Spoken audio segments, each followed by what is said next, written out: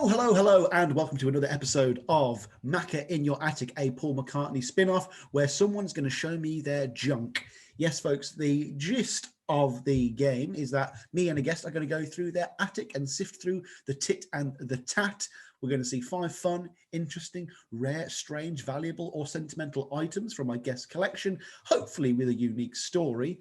And since this format requires my guest to be much more well-prepared and interesting than me, it means I get to have just as much fun as you and hopefully learn something along the way as well.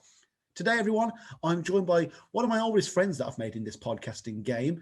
Without mincing words, he was the very first patron to ever donate to Paul or Nothing. An utterly insane gesture, I know, but in that time we've spoken, not only have I seen him become a father, but we've also had him on the podcast at least twice. We even met up for a beer before we saw Mark Lewison's Hornsey Road a couple of years ago. Thank you for the beer there, dude. But I'm not going to lie, I didn't know he was an avid collector enough to be on this show. So this really is a treat and a pleasure for me. Everyone, please welcome Matt Phillips. What's going on, Matt? Sam, how's it going, mate? You all right? Not bad, dude. I'm enjoying Macca in Your Attic. It's a fun little show at the moment, and I'm really glad to have you on, make you a part of it. You know. Yeah, no worries. Always a pleasure. When did you start collecting Beatles stuff? Then, when was your first item? Was it gifted to you? Did you get it yourself? Oh, that's a good question. Well, I've kind of acquired stuff and unacquired it over the years. So, like at various stages, I don't know. I think I might have sold some bits and bobs, especially probably when I was younger. Mm-hmm. But I think I do remember, apart from CDs and things like that. Mm-hmm. I do remember there used to be a little kind of record shop in where I live in Gloucester, in the kind of the antique centre, that used to have various sort of unique collectible bits and bobs. So I ventured into town once, probably in my early teens, to get a Beatles an interview CD. So it was like from an Australian tour. No other reason other than that it was the Beatles. I didn't. And it exists, that I wanted to listen to on there. And I also from the same shop, I do remember buying this. This would have been around about the 30th anniversary of the White Album. Right. So the late 90s. There was like an anniversary kind of gift box. So there was no record in it or anything like that. But you got this kind of white box with like a White Album T-shirt, like a little Apple pin badge, a cap. Oh, the cap! I'd be all over the cap. Yes. Oh my gosh. Yeah. So I don't know whether I was expecting there to be an album in there or not, but it cost me about 30 quid as well. But I think I sold that. I don't know where it is now. I think I sold it. Yeah, it's kind of weird. That sort of stuff just sort of comes in and out of. Yeah, it's lost during house moves and. I've only ever lost stuff. I've never sold anything yet. I've only ever lost records. Probably some desperation, and I just stuck it on eBay. Yeah, no, they say if you don't work for the things you want now, you have to sell the things you have later. It's one of those things. Yeah. No, there's a nightmare, a recurring nightmare where I'm in dire straits and there's some fat cat at the door. I'll give you £5 for your entire vinyl collection, and I have to take it or I lose the house or something. No, a question that I'm trying to ask more because I think it's quite interesting. Are you the only collector in your family? Did your parents ever collect anything, from doilies to cars, anything like that? Oh, well, my mum. No, I can't remember. I don't know if my mum used to actually collect thimbles or whether we just used to buy my mum thimbles on like school trips and stuff. It was just kind of like a weird thing that you buy. They're certainly not on display anymore. That's funny. That's really funny. Yeah, my sister used to collect. One of my sisters used to collect quite a bit of stuff, like anything at one stage Coca-Cola related. That's fantastic. You know, just general Coca-Cola merchandise and that kind of stuff.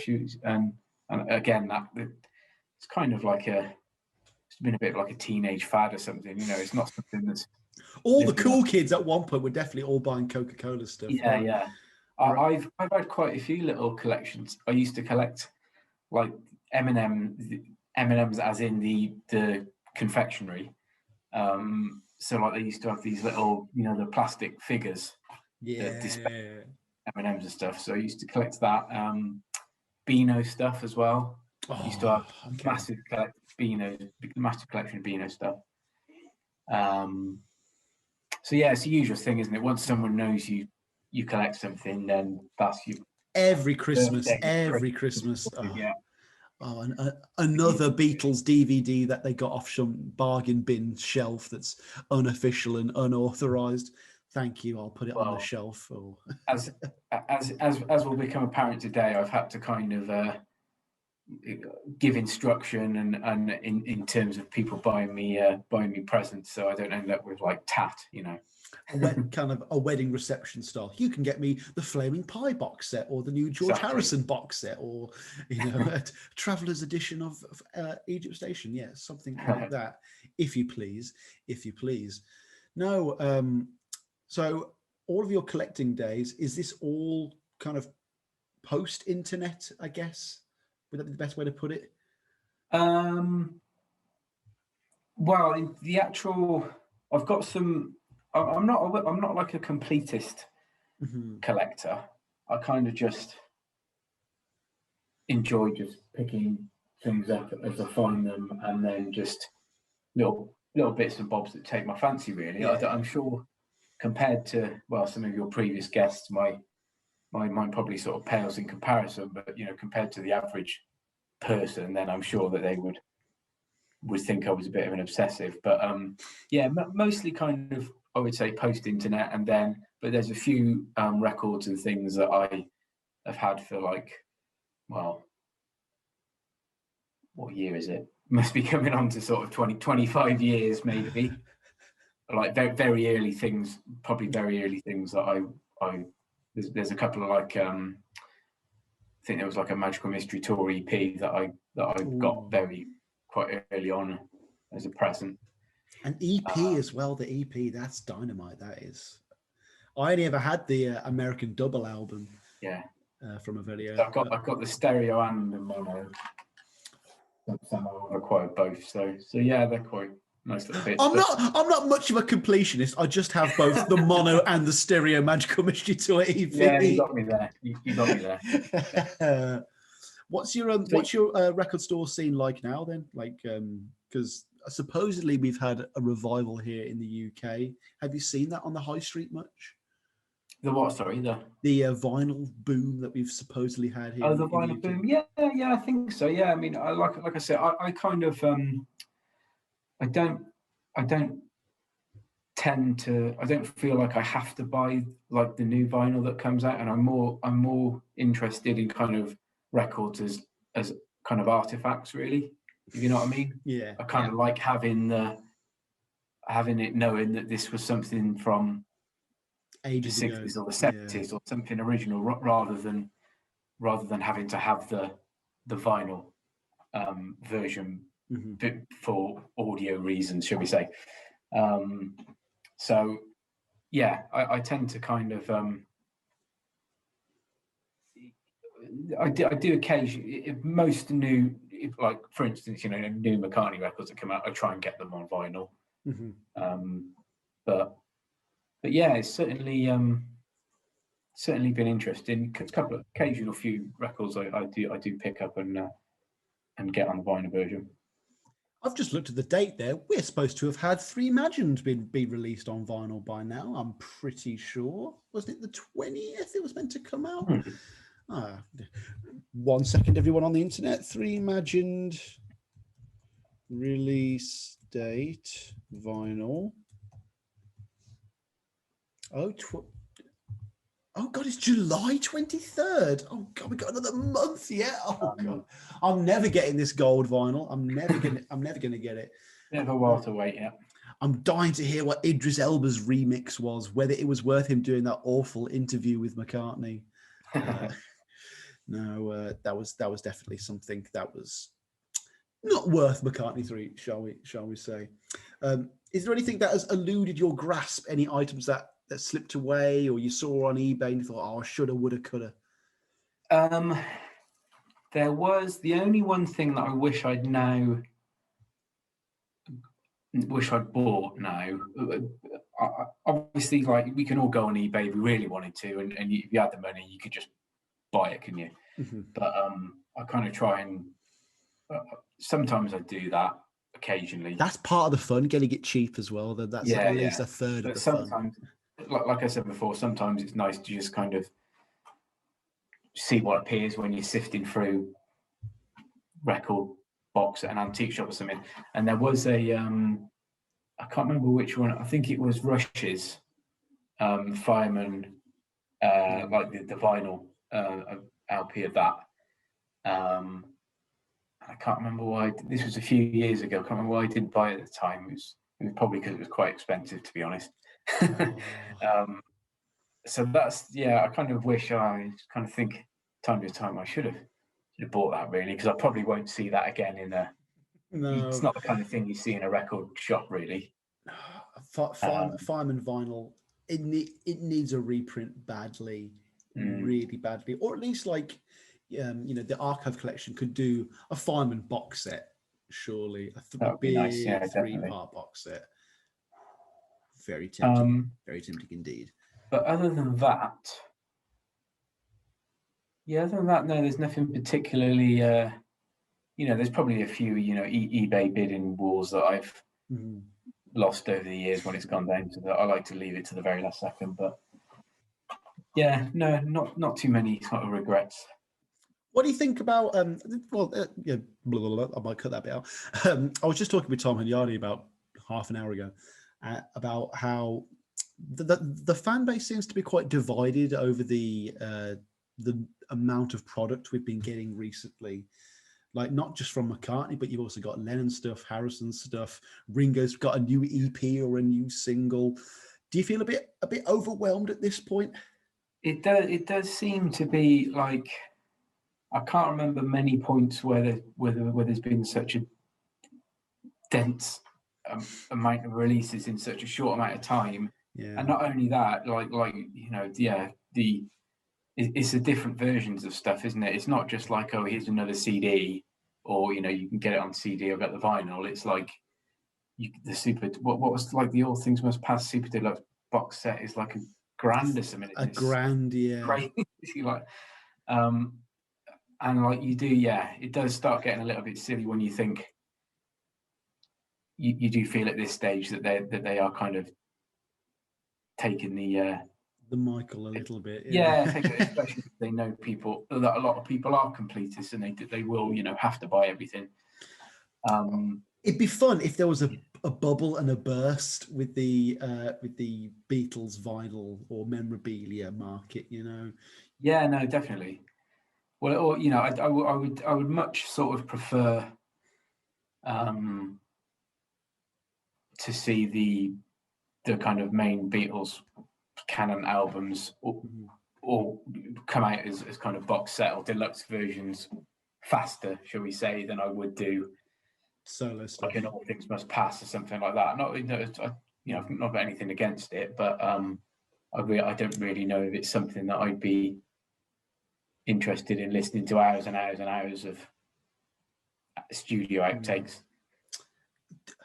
Could it be, this is going to sound cheeky, are they scared that the majority of their paying fan base is going to die off before they release it all naturally and slowly and in a nice kind of rhythm? But it's like, if we do this year by year and we we'll do Lennon's 1 year, Harrison's the next year, McCartney's the next year. So 1973 actually takes 2021, 2022 and 2023. If you stretch that out, half of these fans aren't even going to be here for the press to play archive box set that comes out. So maybe there's a desire to get it all out whilst the grey pound's still going, you know.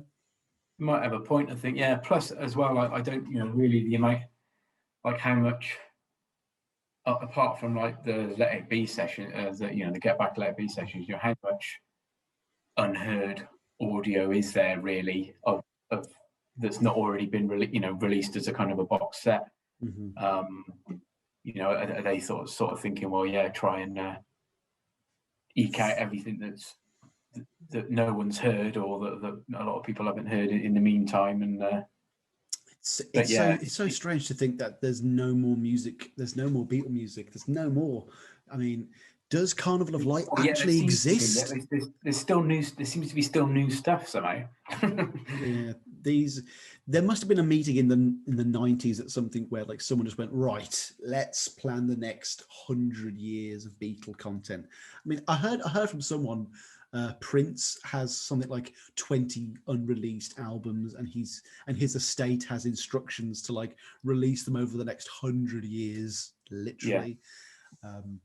It wouldn't surprise me if the Beatles had something similar, but the way the market's been moving and the way kind of physical media's come back into the swing of things, and the Beatles IP has been rising steadily every year with all these archive releases, it makes sense that they're going to keep putting stuff out, because it is a money-making game, and if they don't make money, that's when they'll stop doing it. But we're not giving them any cause to stop.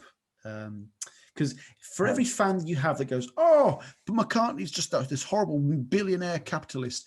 Okay, if you step out and you choose not to buy that album, there is someone there willing to take your place immediately and buy that album, because it's FOMO, it's the fear of missing out. And definitely, like, I can't, as a podcaster, not hear the Idris Elba song day of release and then go straight on to record my opinions and put it out there. I have to. I have to do it. Without box sets, what would we do with all the unboxing videos? What would they do? So, yeah, this is a vinyl, and you take it out, and that's it. It's done. This is the end of my unboxing video. Thank you very much. I haven't got any postcards or dice or stickers or anything like that. God, I love all that stuff. It sounds so lame when you say it out loud, stickers and postcards, but it's like, all right, it's got Paul's face on it. I'm happy enough. Right.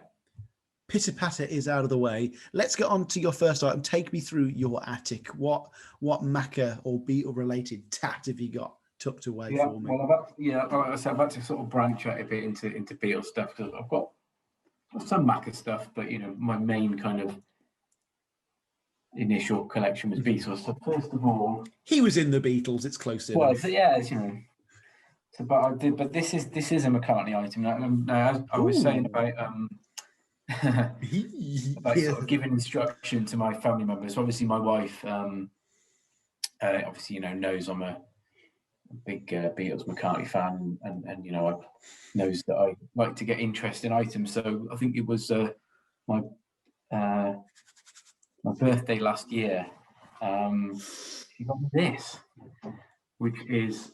If you look on the back, and it's actually the lighting crew, the lighting and what the fuck, lighting and transport crew. Oh, that's so interesting. That's so interesting. The Paul McCartney World. This is the World Tour. Sorry, North America Tour, 89-90. Damn! And someone was wearing that, just rigging some stage light for Paul and. Oh my gosh, I love it. It's pretty cool. I've got to be honest with you. I mean, how did she find it? How did she find that? Just eBay? She just like looks on eBay and like Depop when she's looking for clothes for herself. Mm-hmm. She showed me some of the things that she was thinking of buying me and didn't buy me. There was she said, there was a Paul McCartney waistcoat that I thought you might. I was like, what? I was like imagining like something terrible from the 80s. Yeah. But then she showed me it, and it was a Driving Rain waistcoat merchandise. The iconic Driving Rain waistcoat. Yeah. So I was, probably for the best that you didn't buy me that one. But I've got to say, it's a very That's it's not the most so flattering cover unique. of me, but it is pretty unique and pretty cool. You've cool got to item wear to have. you've got to wear that to the next Beatle Fest when this shit opens up again, dude. I Oh think my so. god. Well, to be honest with you, it's lockdown's been a bit harsh on my frame, so I can lose half a stone. We're all there right now. There's no shame in that whatsoever. No, a fan of the podcast a while back, as you probably know, sent me a couple of McCartney touring T-shirts, and I have no desire to not wear them. I wear them all the time, and I'm probably going to destroy them, but it's worth it for me. I mean, actually, just going off that, do you ever buy an album and then not listen to it, or does everything get listened to? Well, there is one of my items that I've got to show you I haven't listened to. Let's go straight to that one then. Let's go straight to that one. Item number 2. Most things, most things I would say I do listen to, or like one way or another, I'll listen to what's on there through, Apple Music or something. Oh yeah. But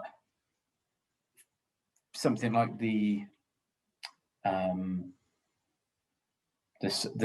White Album box set and the Sgt. Pepper box sets that came out, to be honest with you, I ended up listening to most of that through Spotify streaming. Yeah, just for convenience, really. And it was all on there. I think the Sgt. Pepper's at first it wasn't all on there, and then it was, and then the White Album was like all on there straight away. So it's like, waited in the post.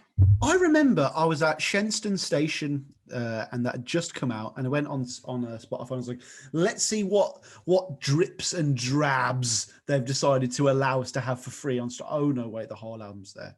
Why would anyone have spent the £120 on this thing? Yeah, it was a little bit of a kick in the teeth. You think, well, okay, yeah, you get the book and everything, but how often have I read that book? You're supposed to have a month's grace, a month's grace at least. Definitely. But yeah, so let's have a look at this. Come on, let's go. This is the other.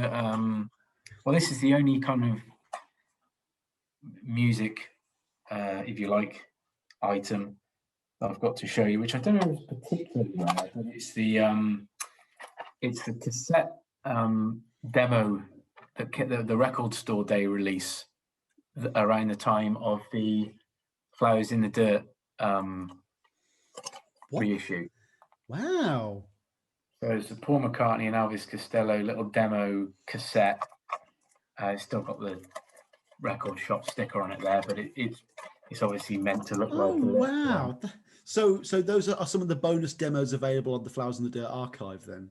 Yes, I believe so, but I don't know whether any of these. That's so cool. Are actually on the on the archive edition or not, to be honest with you. I think a couple of them might be. That'd be very McCartney, yeah, I think there's at least one or two that are kind of maybe specific to this tape. I might have to check that. But I've not opened it. No need I went out and bought a tape player, especially, and then I thought, no, I don't want to open it actually. That's funny. Literally, again, just with Tom Hunyadi about an hour ago, we were saying with collected tape cassettes, there's not the same temptation to actually play them. And you've just disproved that instantly. You actually bought a cassette tape just for it. I went through my garage to see like if my dad had an old boom box or something, and I could find it, and I turned it on, and I just couldn't get the cassette player to work. So maybe my Hope of Deliverance cassette works. Maybe it doesn't. There you go. But that's the only incredible item. I love that.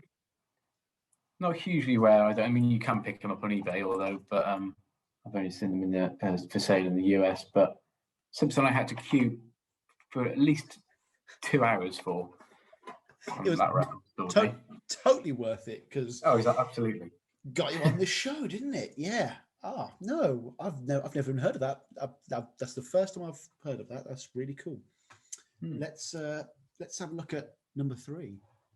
Right. Well, I'll go on to what shall I go with? I'll go with this one then. So it's not Paul related, although indirectly everything is Paul related. But it's another Christmas present from my wife from a couple of years back, which I specifically requested. Which I specifically requested. It's a first edition of Spaniard in the Works. A first edition. Oh, so it's the Jonathan Cape, I think, is it, the publisher? Yeah. So I thought you were going to call him John. I thought you were going to call him Jonathan Lennon. Then I was like, no. I think it's John. Yeah, I like to be formal.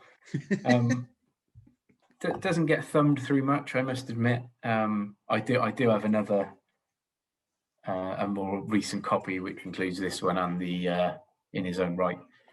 So In His Own Right's the next one on my, when I can't think of anything else I want for Christmas list. No, and the other, I'd like to get the Epstein book as well, the Cellar Full of Noise. Yes. No, I want to get the Ruttles one, Cellar Full of Goys. That's what I want to get. I remember I was at the Edinburgh Fringe about a decade ago, maybe, and there was a live performance of In Your Own Right or In His Own Right, and it was a multi-part live kind of spoken word performance where about 6 different people would get up and just read different passages from In His Own Right, but they'd kind of, I don't know what they did, something else. I remember really enjoying it, but my God, that was a long time ago. Yeah. I think I've seen a video of that online, actually, because they kind of turned it into a play, didn't they? I think, yeah. Oh, definitely got to. I should go and find those people. That'd be an interesting guest to have on. Yeah, your wife is a very good gift buyer. Then I take it. Yeah. You know, so sometimes I have to give specifics, and then but then other times I get the little surprises like the sweatshirts and stuff. Yeah, I remember as a kid that point where you realize Santa's not real anymore, and you can start asking for stuff specifically, especially when you know what your parents' means are. And you'd be like, and also right. When you've reached an age where you kind of don't really want anything, it's nice to be able to have the little luxuries of things which you don't really need, but it's nice to have. Totally. Like, I don't need temporary secretary on 45-inch on 45 speed 12-inch, but my God, I need it. It's just fun. It is. It's a totally superfluous part of my life. I don't need any more Beatles vinyl. I don't need any more Paul vinyl. But there's an indescribable satisfaction I feel when I complete a discography. I've done all of Tom Waits. I've done the Beatles. I'm nearly done with Paul now. I want to get through Talking Heads. Then after that, after I've had the existential crisis of completing a collection, then it's just going deeper.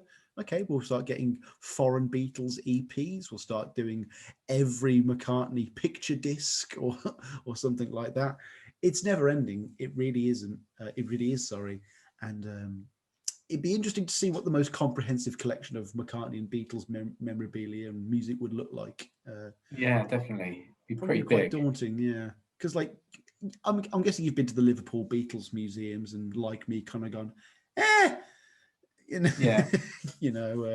There's quite a few Beatles museums in Liverpool, and none of them have really made me go, ooh. No, I've not been to the new the most recent one that's opened, isn't it? Which is like the big kind one. of Pete Best family, is it, that operate that one? I've not been to that one. I think that's the one that's got the Imagine piano right at the end, which was quite moving. Okay, that's pretty cool. Yeah, for me, I don't want to see guitars and clothes. I want to see really obscure releases. I want to see the version of No More Lonely Nights where they've spelt it incorrectly on the disc. That's interesting. That's what we're crying out for, yeah. Yeah, they should have another floor for the nerdy nerds, and you have to pay another 10 quid to get in, and it's just 20 different versions of Goodnight Tonight all along the wall.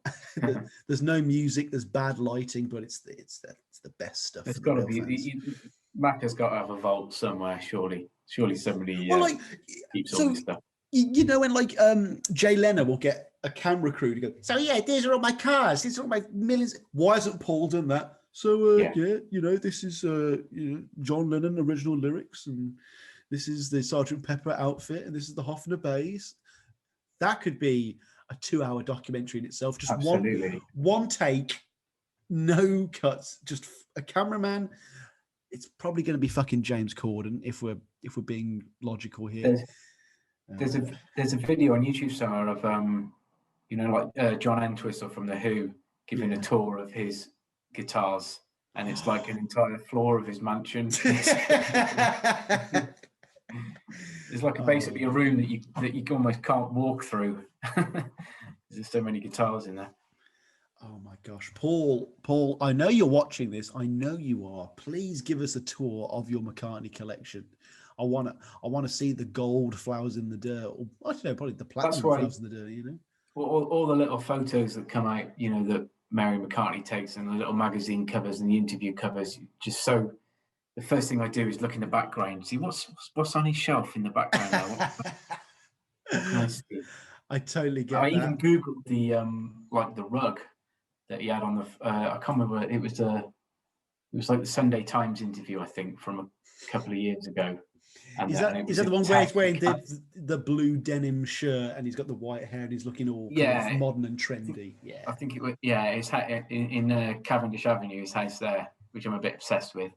And I could see like this rug on there, so I like quickly googled it to see what it was like, a $5,000 rug or something like that. Oh, that's funny. No, maybe I won't be buying that one then. I mean, 9 out of 10 times, if you can see the background of a McCartney room, Bill Black's bass is going to be there, so we can talk about it. You know, have I ever told you about the time Mother Mary came to me in a dream? No, Paul, please. No. He likes showing the bass. He definitely does like showing that bass off. Yeah, he must have a few of the bits and bobs. It's not like you used it on Cook of the House in 1976 or anything. But then again, Uncut and Q Magazine are not going to print a reference to Cook of the House in a McCartney 3 Expo. Definitely not. We never get to see his art collection either, do we? He's supposedly got quite Picasso. Oh my God, yeah. And stuff like that. So I suppose he doesn't want to advertise the fact maybe too much. Oh no, I'm convinced that if you step 1 foot on McCartney's property, machine guns will just pop out the ground like the White House and just mercilessly gun you down. Yeah. You're not getting the Hofner. I'm sorry. Like that. Right after that weird, surreal digression. Let's have a look at Quattro. So it's another. I wasn't quite sure what I was going to do for this one, but I've got a couple of books I could have shown you and things like that. But then I was passing my downstairs toilet and I've got this hung up on the wall in there and framed. And I thought it was pretty cool. So yes! The benefit of Mr. Kite poster. That's a deep nerd level Beatles item. That's fantastic. Thankfully. Yeah, thankfully this is the one that came with the Sergeant Pepper deluxe box. Oh, did it? That came with it? Yeah. That's one of the greatest knickknacks in any of those archive releases then that I can think of. That's really excellent. Needs dusting. I should have dusted it, but annoyingly it came folded, so there's like a crease across there. But unforgivable. Kind of everything, I suppose. Unforgivable. But I'm very pleased that, and I haven't got the original to compare it with, but I'm sure that they've made that look a bit like John. I don't think so. I think maybe. He looks pretty Hellenic, you know, that classic Greek style of lithograph, you know. But yeah, I was quite pleased. I'm pleased they did this because it kind of there were places you could buy a reproduction from, but it was hundreds of pounds. But it was a nice little bonus, really. I can't think of many other items that you could include in an archive collection like that. You know what I mean? Like, it totally makes sense within the story of the Beatles. It's referenced in one of the songs itself. Like, it'd be like having some Maharishi beads in the White Album box set, or Maybe some of the rose petals in the Let It Be box set that covered the studio. Some acid tabs in the Magical Mystery Tour. Or like maybe some just black twigs from Astrid's bedroom in a Please Please Me box set that's yet to come out, Yeah, it'd be pretty cool. But you're right. It's quite a bit of a. I'm actually really impressed with that. Like just the idea of like someone at Capitol or Apple went, right, we've got to include the poster, even if we have to fold it up. We have to include it. A bit of thought's gone into it, hasn't it, on that one? I appreciate that. I really do. Right, let's round this off with number 5. Okay, so this is it's a slight 2-in-1 because I'm going to show you a book first of all. So that's the Many Years From Now biography. Yeah. Which obviously I don't have the dust jacket for anymore. So I got this this would have been Christmas '97. I was 5 years old, folks. Well, I was 15. You were honestly, you're the coolest 15-year-old kid I've ever known. My gosh. So obviously, it's a very influential book, I suppose, because this really came out post the anthology TV series, but kind of before the anthology book. So really, aside from the other, this was aside from the authorized biography in the 60s. I think this was like one of the only, and the IB Mind book. This was probably one of the only authorized one that had come out recently in the 90s, I suppose. So anyway, this is where I kind of developed a fascination with Paul's life, and especially the kind of the early kind of years living in London with Jane Asher. There is so much about swinging London in that book. Like you could turn 50 pages and learn nothing about Paul specifically, but it's all like it's like George R.R. Martin, J.R. Tolkien-esque world building. It's like, look, I know you want to know about Jane Asher's family and the piano and jumping out the window, climbing over the roofs and stuff, but first you need to know about these 10 really important clubs that McCartney went to. And that kind of detail is, it's always appreciated. Of course it is. Yeah. And it really kind of, sort of really feeds the imagination, and it's a bit of a romantic notion, isn't it, really, of, young Macca, man about town in the early 60s. But anyway, so you'll see in one of the picture sections of this book, there's a little picture there of the newspaper, the International Times, with Paul on the cover. It's a paper, like a counterculture newspaper that he used to contribute to financially. So when I was at the International Beatle Week in 2017, they have like a kind of a trading floor, marketplace type area. And then you'll see behind me, I saw this. Oh, I was wondering what that was. That's it frames it sounds. I saw they had that copy for sale, so I thought, I've got to spend my money on something. And I thought, a bit of pocket money to spend.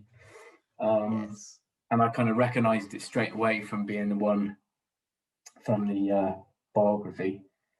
And it's a pretty good nick. And I bought it for about, I think I haggled and got it for about 35 quid, which I had no idea whether or not that was good, bad, or what. But since then, I've not seen any for sale anywhere. Really? Wow. Even going through like sold items on eBay. But there is one on eBay, I think, at the minute, and it's on there for 125 quid. So badass. Love it. Not too bad if that's kind of like the going rate.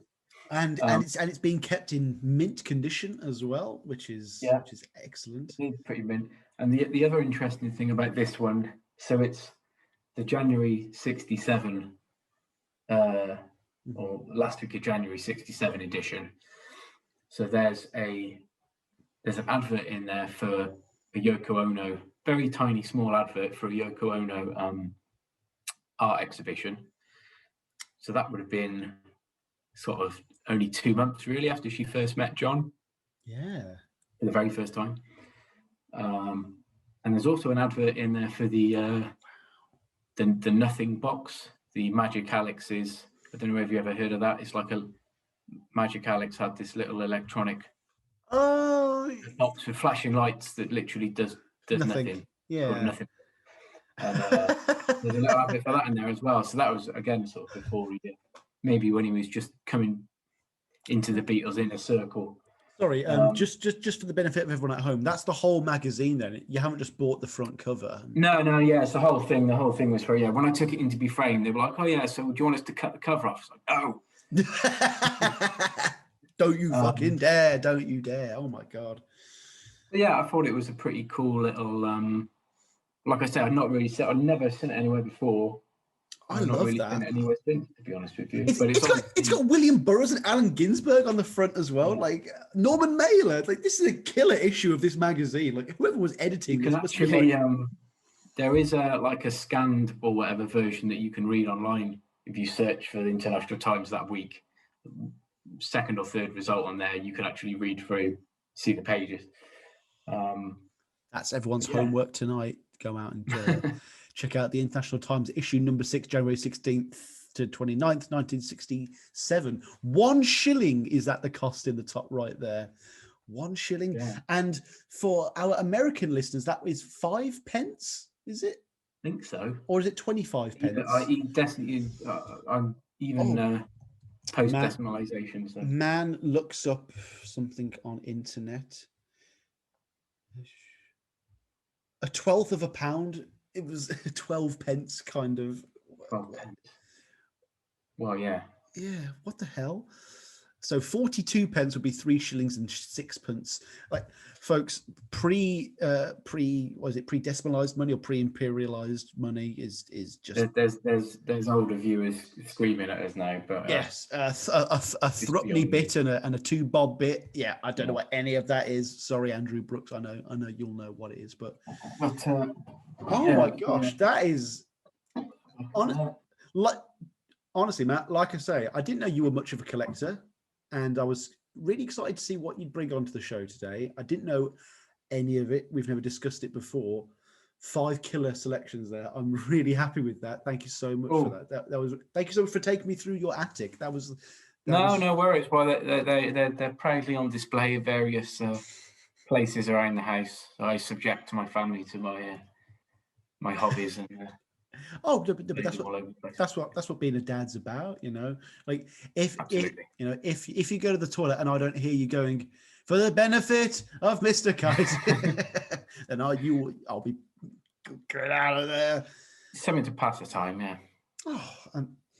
If anything can make you happy between the birth and the grave, it's worth doing. And I think we're 7 episodes into this show now, and I think we've proved that.